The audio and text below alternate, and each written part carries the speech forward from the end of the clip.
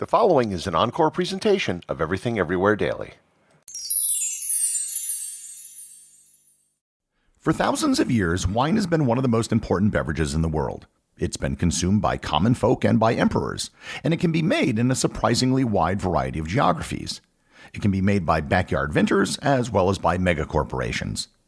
It's so important that it plays a central role in some religions, yet it's completely banned by others.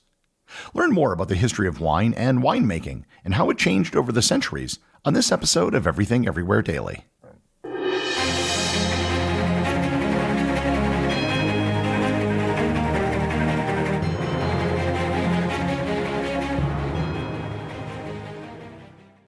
Hey everyone, this is Gary. If you're listening to this podcast, you clearly are someone who likes to learn every day. And if you want to add a little more learning into your everyday routine, check out TED Talks Daily, the podcast that brings you a new TED Talk every weekday. In less than 15 minutes a day, you'll hear about some of the big ideas shaping our world. This includes everything from artificial intelligence to the search for dark matter and more. Listen to TED Talks Daily wherever you get your podcasts. This is Chris Christensen from the Amateur Traveler Podcast. The Amateur Traveler Podcast is about the love of travel. It's about where to go and why you should go there. We're going to open up to you different destinations you haven't heard of, or places you have heard of, but things you didn't know to do while you were there. Each episode is about 45 minutes long, and it's typically an interview with someone who wrote the guidebook on that destination, or who has been there, or who's a local tour guide, or someone who is an expert on that destination and knows how to tell you what to do to get the most out of your precious vacation time.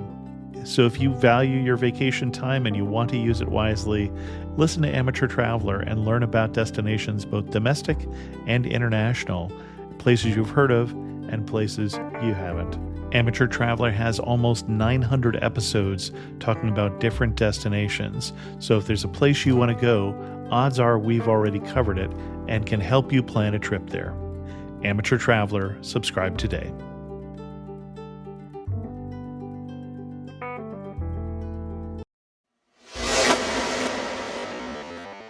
Before I get into a discussion of wine and its history, it would probably be worthwhile to provide a brief definition of exactly what wine is.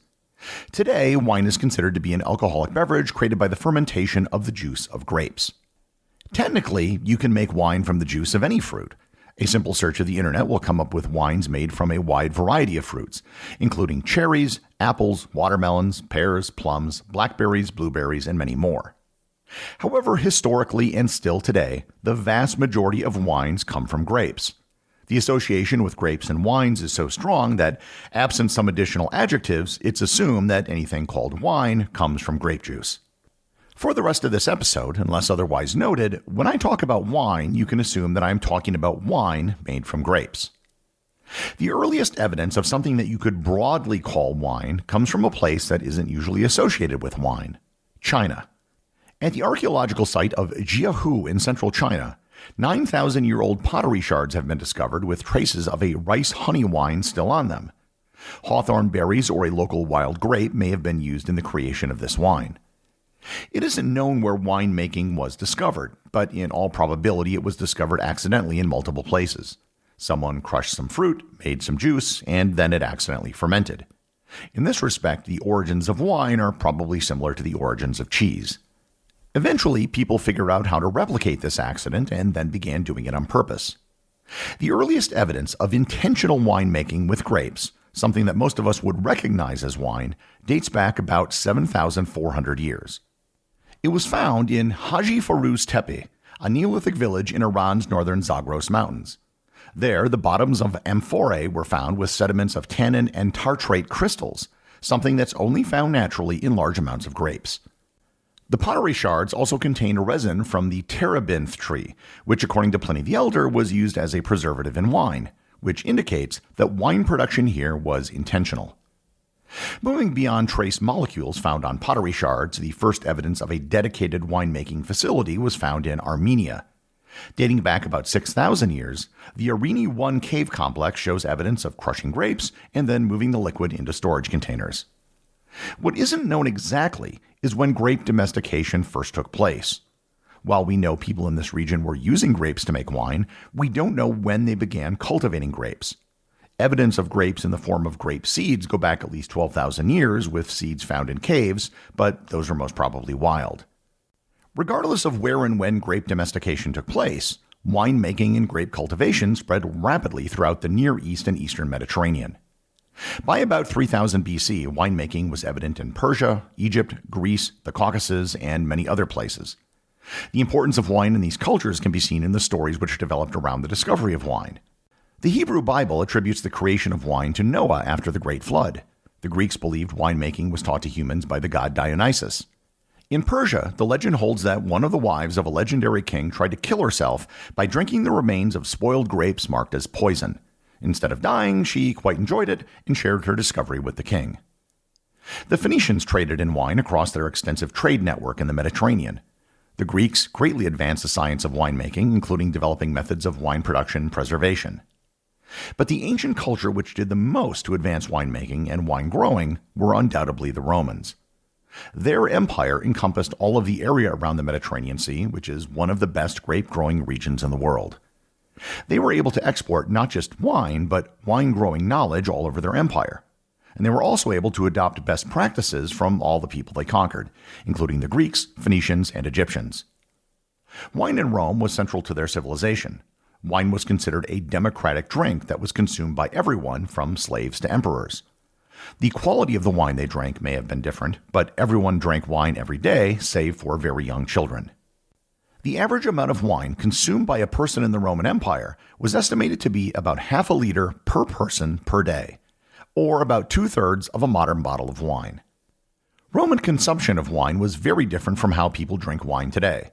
In fact, even the most devoted wine enthusiasts would find Roman wine traditions to be very odd.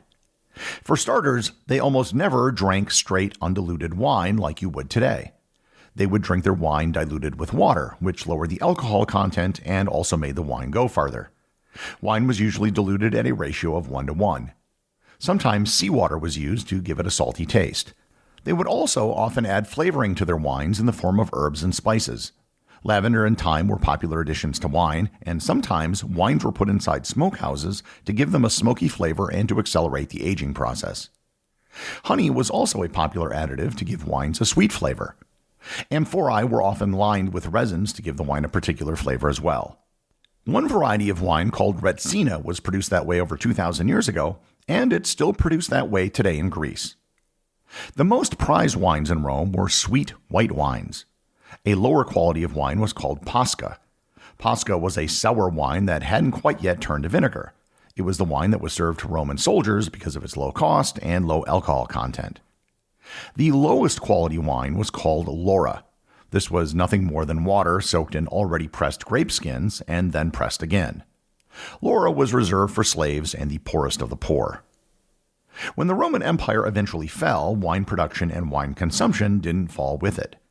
The late Roman Empire saw the rise of Christianity. In Christianity, Jesus performed a miracle, turning water into wine, and drank wine with his apostles at the Last Supper. Wine was used in Christian religious ceremonies, which ensured that even in regions that didn't grow wine, at least some wine would be imported. The rise of Islam and its prohibition on the consumption of alcohol saw a decrease in wine cultivation in the Levant and other areas under Muslim control. However, it never entirely disappeared, as many people continued to drink wine in private and limited production was allowed. During the Golden Age of Islam, from the 8th to the 13th century, scholars and alchemists did experiment with wine and wine distillation as both a medicine and for use in perfumes. In the Middle Ages, wine continued to be the primary beverage for people from all walks of life in Southern Europe. In Northern Europe, people tended to consume beer and ale. Grape varietals greatly expanded during this period, allowing for the creation of different types of wine from different tasting grapes. Many vineyards during this period were operated by monasteries that made both sacramental wine and wine for general consumption. The 15th century saw the first appellation system developed in Portugal. Appellation refers to the type of grapes and the region grapes are grown in to define a type of wine. Appellation still exists today in the form of strict legal rules for what can be called certain types of wine, such as Bordeaux, Riesling, or Champagne. The biggest thing to happen to wine in the 15th and 16th centuries was the attempt to bring viticulture and winemaking to lands outside of the Old World. When the Spanish arrived in Mexico, they assumed that it would make for excellent wine growing. and it wasn't an unreasonable assumption. In certain places, the climate was warm and not too dissimilar from what could be found around the Mediterranean. However, they were never able to make the same quality of wines as they could in Europe. The problem with the quality of wines in places like Mexico and Colombia was that European grapes simply didn't adapt well. There were diseases and pests that didn't exist in Europe, plus the climate wasn't exactly the same.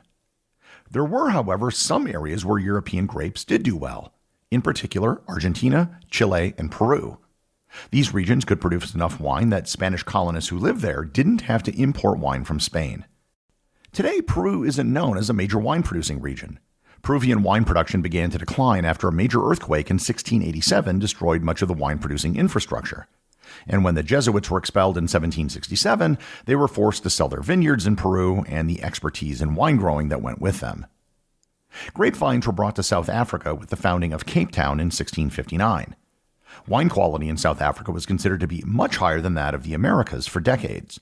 By the late 18th century, wine from the Constantia region outside of Cape Town became a favorite of European royalty. Vine cuttings from South Africa were brought to Australia with the first fleet that arrived in 1788. These first vines failed, but by 1820, a fledgling wine industry had already developed in Australia. The first vineyard in New Zealand was established in 1836 by James Busby, who had also helped establish wine regions in Australia. Wine in the United States was considered a failed experiment for decades. Despite many attempts by people, nobody was able to produce a quality wine. It wasn't until the settlement of California in the 19th century that a region was found that was suitable for wine production. European grapes were able to grow there and produce wines that couldn't be made elsewhere in the United States. The late 19th century saw a crisis in European wine production. The phylloxera louse infected vineyards all over Europe, an almost microscopic insect that's native to eastern North America. Phylloxera attacks the roots of grapevines, and European vines were particularly susceptible. For a while, it looked like the entire European wine industry would be destroyed. The eventual solution was to graft European vines onto the roots of native grape plants from the Americas. A side effect of the phylloxera outbreak was the development of the modern wine industry in Europe. Some native varietals were lost, some vineyards were repurposed, and some wine regions, such as Champagne and Bordeaux, developed mixtures of wine that still define their wine regions today. A major development in wine production took place after the Second World War. The fermentation process in wine requires yeast, and natural yeasts were always used, and this resulted in very uneven quality. In the 50s and 60s, starter yeasts began to be used in wine production around the world. This resulted in more consistent quality, even at higher rates of production. Despite the phylloxera outbreak and the growth of wine-producing regions in the New World, it was generally considered that European wines, known as Old World wines, were superior. However, in 1976, at an event known as the Judgment of Paris, on which I've done a previous episode, a panel of wine experts gave California wines top prize in a blind tasting of both white and red wines. The Judgment of Paris opened the eyes of wine enthusiasts around the world to the quality not only of wines from California, but from other New World wine-growing countries as well. Today, wine is big business. The worldwide wine industry is estimated to be over $260 billion annually. The largest wine-producing countries in the world are still areas where the Romans once grew wine: Italy, France, and Spain. Following them are the New World wine-growing countries of the United States, Australia, Chile, Argentina, and South Africa. There are thousands of different wine varietals grown in the world today, the vast majority of which have very small plantings. Most wine produced and consumed in the world only represents 1 or 2 dozen different types of grapes. The top wine grape varietals in the world by acreage are Cabernet Sauvignon, Merlot, Tempranillo, Chardonnay, Syrah, Grenache, and Sauvignon Blanc. The future for wine doesn't look that radically different from its past. It isn't the sort of thing that changes very much or for which there is much demand for change. The biggest changes are in new wine-producing regions such as China, Turkey, and India, as well as the development in storage such as the move to artificial corks, twist-off caps, and, wine in a box. Wine and the wine industry are one of the few things which have remained constant over the span of millennia. While the consumption and production of wine has changed, it remains an important part in the lives of millions of people. The executive producer of Everything Everywhere Daily is Charles Daniel. The associate producers are Benji Long and Cameron Kieffer. I want to give a big shout out to everyone who supports the show over on Patreon, including the show's producers. Your support helps me put out a show every single day. And also, Patreon is currently the only place where Everything Everywhere daily merchandise is available to the top tier of supporters. If you'd like to talk to other listeners of the show and members of the Completionist Club, you can join the Everything Everywhere Daily Facebook group or Discord server. Links to everything are in the show notes.